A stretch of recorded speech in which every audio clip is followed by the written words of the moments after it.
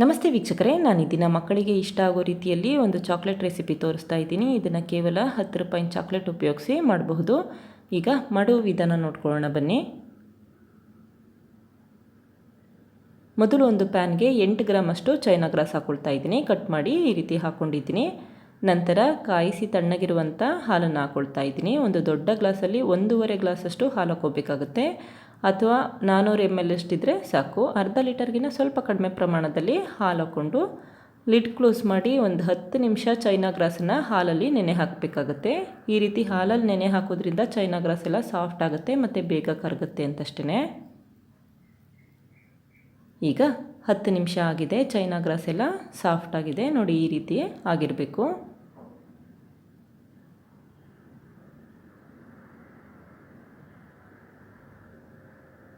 ಈಗ 2 ಟೇಬಲ್ ಸ್ಪೂನಷ್ಟು cocoa powder ಹಾಕ್ಕೊಳ್ತಾ ಇದ್ದೀನಿ. ನಂತರ ರುಚಿಗೆ ತಕ್ಕಷ್ಟು ಸಕ್ಕರೆ ಹಾಕ್ಕೊಳ್ತಾ ಇದ್ದೀನಿ. ನಾನಿಲ್ಲಿ 4 ಟೇಬಲ್ ಸ್ಪೂನಷ್ಟು ಸಕ್ಕರೆ ಉಪಯೋಗಿಸಿದ್ದೀನಿ. ಸಿಹಿ ತುಂಬ ಜಾಸ್ತಿ ಬೇಕು ಅಂತಂದರೆ ಒಂದು 5 ಟೇಬಲ್ ಸ್ಪೂನ್ ಸಕ್ಕರೆ ಹಾಕಿದ್ರೆ ಸಾಕು. ಮೀಡಿಯಮ್ ಆಗಿರಲಿ ಅಂತಂದರೆ 4 ಟೇಬಲ್ ಸ್ಪೂನ್ ಹಾಕಿ ಈ ರೀತಿ ಮಿಕ್ಸ್ ಮಾಡ್ಕೊಳ್ಳಿ. ಯಾವುದೇ ರೀತಿ ಗಂಟಿಲ್ಲದೇ ಇರೋ ರೀತಿ ಮೊದಲು ಮಿಕ್ಸ್ ಮಾಡಿಕೊಂಡು ನಂತರ ಅಷ್ಟೇ ಸ್ಟವ್ ಮೇಲೆ ಇಟ್ಕೊಳ್ಳಿ. ಈಗ ಸ್ಟವ್ ಮೇಲೆ ಇಟ್ಕೊಂಡಿದ್ದೀನಿ. ಊರಿನ ಲೋ ಫ್ಲೇಮಲ್ಲಿ ಇಟ್ಕೊಂಡು ಈ ರೀತಿ ಕಂಟಿನ್ಯೂಸ್ ಆಗಿ ಸ್ಟಿರ್ ಮಾಡ್ಕೊಳ್ತಾ ಇರಬೇಕು. ಚೈನಾಗ್ರಾಸ್ ಹಾಲಲ್ಲಿ ಚೆನ್ನಾಗಿ ಕರಗಬೇಕು, ಅಲ್ಲಿವರೆಗೂ 10 ನಿಮಿಷ ಹಾಲನ್ನು ಕುದಿಸ್ಕೋಬೇಕಾಗುತ್ತೆ.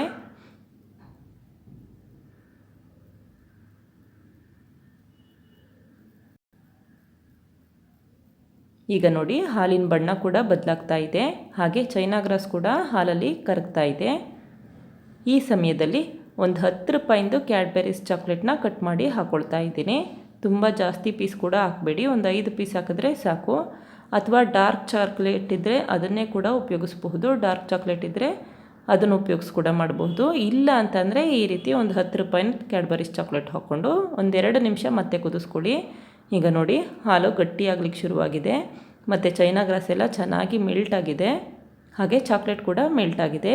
ಈ ಕನ್ಸಿಸ್ಟೆನ್ಸಿ ಇರಬೇಕು.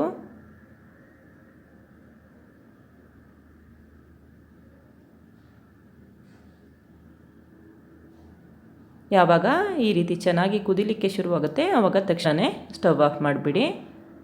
ಮತ್ತು ಅದೇ ಪ್ಯಾನಲ್ಲಿ ಬಿಡಬೇಡಿ, ತಕ್ಷಣ ಇನ್ನೊಂದು ಬೌಲ್ಗೆ ಹಾಕೋಬೇಕು.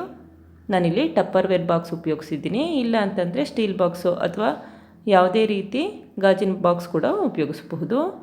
ಈಗ ಟಪ್ಪರ್ವೇರ್ ಬಾಕ್ಸಿಗೆ ಹಾಕಿ ಲಿಡ್ ಕ್ಲೋಸ್ ಮಾಡಿ ಒಂದು ಅರ್ಧ ಗಂಟೆ ಫ್ರಿಜ್ಜಲ್ಲಿ ಸೆಟ್ ಆಗಲಿಕ್ಕೆ ಇಡ್ತಾಯಿದ್ದೀನಿ. ಫ್ರಿಜ್ಜಲ್ಲಿ ಇಡಲ್ಲ ಅಂತ ಅಂದರೆ ಹೊರಗಡೆ 1 ಗಂಟೆ ಇಡಬೇಕಾಗತ್ತೆ ಸೆಟ್ ಆಗಲಿಕ್ಕೆ.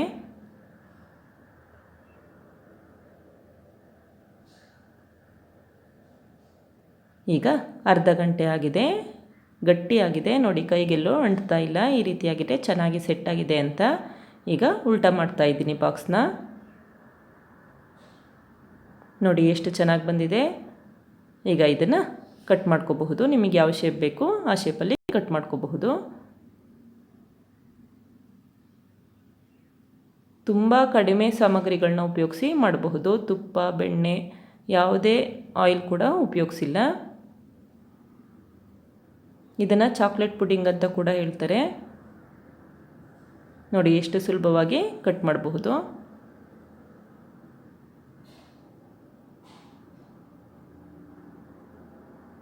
ತುಂಬ ಸಾಫ್ಟಾಗಿರುತ್ತೆ, ಮಕ್ಕಳಿಗೆ ತುಂಬಾ ಇಷ್ಟ ಆಗುತ್ತೆ.